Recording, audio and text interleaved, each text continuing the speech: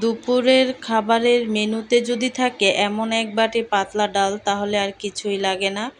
আজ আমি তোমাদের জন্য নিয়ে এসেছি প্রাণ ঠান্ডা করার মতো লাউ দিয়ে মুগ ডাল রান্না। এই গরমে খেতে যে কি মজা! খুব সহজে রান্না লাউ মুগ ডাল রেসিপি। পুরো ভিডিওটি না টেনে শেষ পর্যন্ত দেখার অনুরোধ রইল। তো আজকে আমি খুব সহজভাবে এই মুগ ডালটা রান্না করা দেখাবো। তো এই ডালটা রান্না করতে খুবই সহজ।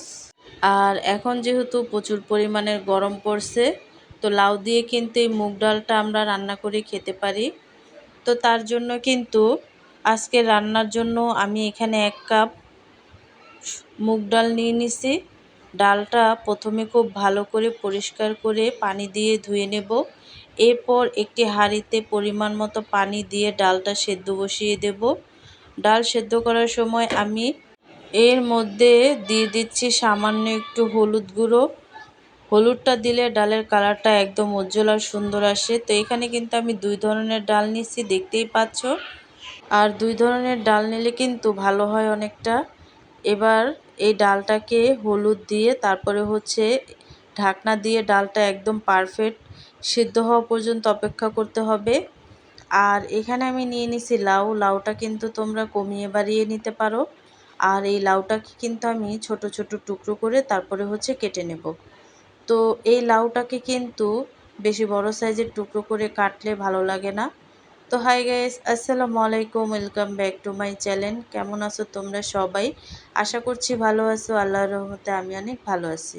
তো গাইস, ভিডিওটি ফার্স্ট থেকে লাস্ট পর্যন্ত দেখতে থাকো, আশা করছি ভালো লাগবে। আর ভালো লাগলে প্লিজ একটি লাইক আর একটি সাবস্ক্রাইব করে পাশে থাকবে। তো ডালটা কিন্তু বলক চলে আসছে, দেখতেই পাচ্ছ। এই পর্যায়ে এসে আমি একটু নেড়েচেড়ে দেব আর নেড়েচেড়ে ঢেকে দেব। তারপর আবার ঢাকনা খুলে আমি ডালটাকে তোমাদেরকে দেখাচ্ছি। ডালটা কিন্তু অনেকটা সেদ্ধ হয়ে গেছে। তো এই পর্যায়ে এসে আরেকটু ঢেকে দেব। আর ঢেকে দেওয়ার পরে দেখো পানিটা কিন্তু অনেকটাই শুকিয়ে গেছে। তো ডালটা সিদ্ধ করার পরে উল্টিয়ে পাল্টিয়ে আমি একটু নেড়েচেড়ে দেব।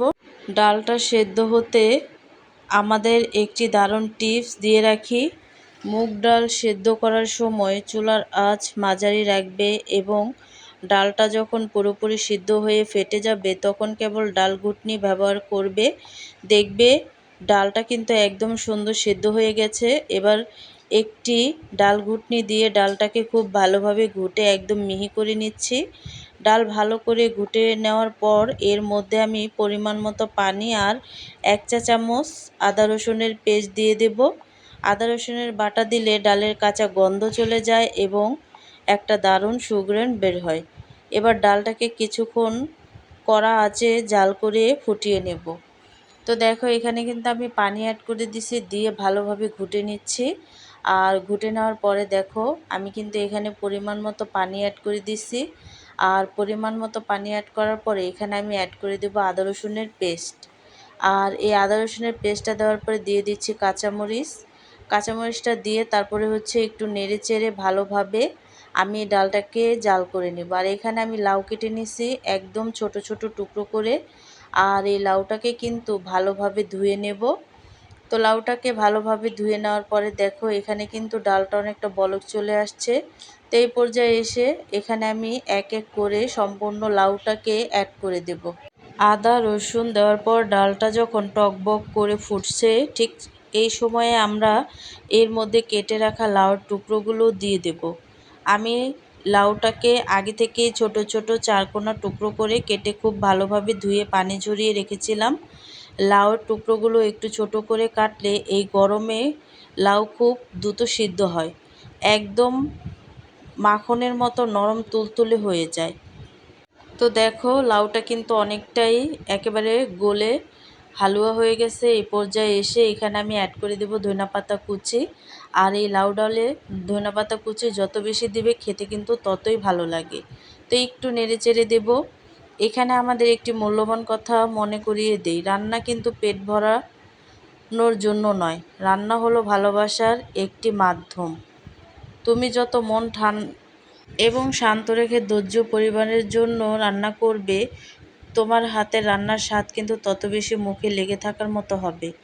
আর এখানে আমি বাগার দেব, তার জন্য দিয়ে দিছি তেল আর রসুন। আর রসুনটাকে একটু ভেজে নেওয়ার পরে কিন্তু এখানে আমি অ্যাড করে দিচ্ছি পেঁয়াজের কুচি। পেঁয়াজের কুচিটা দেওয়ার পরে অনবরত নেড়ে চেড়ে আমি ভেজে নেব। দেখো অনবরত নেড়ে চেড়ে পেঁয়াজটাকে আমি লাল করে নিয়েছি। এই পর্যায়ে এসে এখানে স্পেশাল একটা মিশ্রণ শেয়ার করছি, আর সেটা হচ্ছে পাঁচফোড়ন। তোমরা যদি ডালের সাথে এই গরমের মধ্যে এই পাঁচফোড়ন দিয়ে ডালটা খেতে পারো তাহলে কিন্তু অনেকটাই উপকার পাবে। তো এখানে আমি পাঁচফোড়নটা দিয়ে তারপরে হচ্ছে এই ডালটাকে বাগার দিছি, আর খেতেও দুর্দান্ত লাগে, আর আচারি আচারি একটা ফ্লেভার আসে। তো দিয়ে তারপরে হচ্ছে ডেকে রাখছি। ডেকে রাখার পরে দেখো ডালটা কিন্তু একেবারে কালারটা চেঞ্জ হয়ে গেছে। লাউটা দিয়ে আমরা ডালের সাথে খুব ভালোভাবে মিশিয়ে আরও বেশিক্ষণ জাল করে নেব, যতক্ষণ না লাউটা পারফেক্ট সেদ্ধ হচ্ছে। পাঁচফোড়নটা তেলের ওপর নেড়েচেড়ে একদম গোল্ডেন ব্রাউন বা লালচে করে ভেজে নেব। তখন পাঁচফোড়নের রাজকীয় সুবাস চারিদিকে ছড়িয়ে পড়বে। তখন সরাসরি এই গরম বাগারটি ফুটন্ত ডালের হাঁড়িতে ঢেলে দেব। বাস তৈরি হয়ে গেল আমাদের এই গরমের সেরা উপহার, লাউ মুগ ডাল।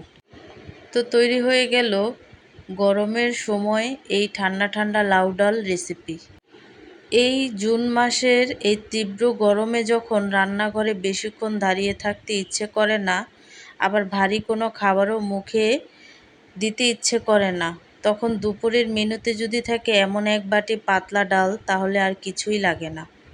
জীবনটা হয়তো কড়া রোদের মতো না, কিন্তু দিন শেষে আমাদের নিজের হাতের এক বাটি প্রাণ ঠান্ডা করা ডাল ভাতের তৃপ্তি আমাদের সব ক্লান্তি নিমিষেই ভুলিয়ে দেয়। রেসিপিটি কেমন লাগলো অবশ্যই কমেন্টে জানাবে, আর আমার চ্যানেলটিকে সাবস্ক্রাইব করে আমার পাশেই থাকবে। তো আজকের রেসিপিটা কেমন লাগছে অবশ্যই কিন্তু কমেন্টে জানাবে। তো অন্য কোনো রেসিপি নিয়ে তোমাদের মাঝে আবার চলে আসব। আজকে এই পর্যন্তই। সবাই সুস্থ থাকবে, ভালো থাকবে। আল্লাহ হাফেজ।